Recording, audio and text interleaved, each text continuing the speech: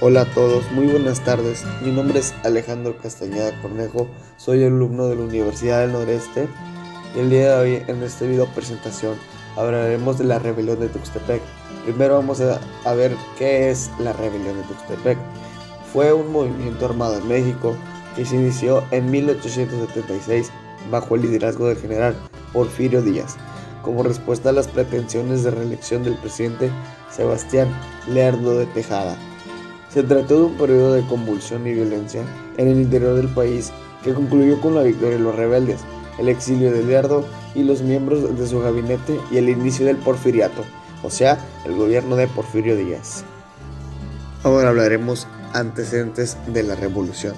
La rebelión de Tuxtepec tiene su origen después de la muerte de Benito Juárez en 1872, cuando, siguiendo lo dictado por la ley, Sebastián Lerdo de Tejada, para entonces presidente de la Suprema Corte, asumió de manera pacífica la presidencia interina del país, dando fin a la revolución de la Noria, aquella que exigía la renuncia de Juárez.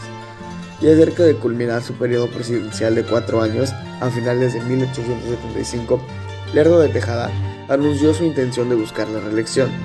Ese simple anuncio reactivó las mismas reacciones que la revolución anterior. Una gran parte del país se levantó en armas exigiendo su renuncia, apelando al plan de Tuxtepec. Este plan promulgaba el desconocimiento de Sebastián Lerdo de Tejada como presidente de México y tenía como lema sufragio efectivo, no reelección, para indicar la no perpetuación en el poder por un solo hombre. Porfirio Díaz plasmó este plan en un documento, casi calcado del plan de la Noria, en el que se leían cosas como: las leyes supremas de la República son la Constitución de 1857, las leyes de reforma promulgadas el 25 de septiembre de 1873 y la ley del 14 de diciembre de 1874. También en el artículo 2 teníamos: la privatización de la reelección del presidente y de los gobernadores tiene la misma validez que las leyes supremas. En el artículo 3 tenemos: don Sebastián Lerdo de Tejada es desautorizado como presidente de la República, así como todos los funcionarios y empleados de su gobierno. En el artículo 4 tenemos: los gobiernos de todos los estados serán reconocidos si se adhieren a este plan. Si esto no sucede, el jefe del ejército de cada estado será reconocido como gobernador.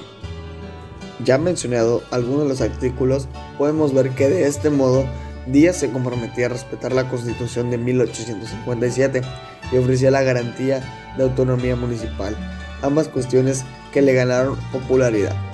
Como en la Revolución de Noria, en esta oportunidad Porfirio Díaz fue secundado por muchos políticos y militares que lo reconocían como líder, tal vez porque fue el héroe de la guerra durante la Segunda Intervención Francesa en México o porque veían al presidente Lerdo como un hijo de españoles. A continuación vamos a hablar de algunos hechos en la rebelión. Mientras en el interior del país se suscitaban levantamientos y enfrentamientos, en la capital el presidente supremo de la Corte, José María Iglesias, renunciaba a su cargo y Lerdo se reelegía en un proceso electoral cuya legalidad fue cuestionada por muchos a pesar de ser ratificada por el octavo Congreso del 26 de septiembre de 1876. Iglesias reclamaba la presidencia porque, según él, le correspondía por su investidura como presidente de la Suprema Corte y porque la reelección de Lerdo había sido fraudulenta. Entonces emprendió su viaje a Guanajuato para iniciar su búsqueda de apoyo. Los gobernadores de Guanajuato, Colima, Guerrero, Jalisco, Querétaro, San Luis Potosí, Sinaloa, Sonora y Zacatecas lo apoyaron, pero sin mayores repercusiones que unas cuantas batallas en las que participaban los iglesistas. Esta revolución, también conocida como el último gran conflicto armado en México del siglo XIX, finalizó con la derrota de José María Iglesias, quien nunca reconoció el plan de Tuxtepec. A continuación, vamos a hablar de personajes destacados en esta rebelión. Comenzando con Sebastián Lerdo de Tejada, era el presidente de la Corte Suprema cuando murió Benito Juárez, por lo que se convirtió inmediatamente en el presidente interino. Luego fue electo como presidente por el Congreso. Porfirio Díaz fue oficial y participó en la defensa de México durante la intervención francesa. Fue líder del movimiento de insurgencia ante Benito Juárez y Sebastián Lerdo. Tras su victoria en el plan de Tuxtepec, fue líder de una dictadura que duró 35 años. General Donato Guerra, líder del ejército mexicano que participó en la Guerra de Reforma y en la intervención francesa. Apoyó a Porfirio Díaz con los planes de Noria y Tuxtepec.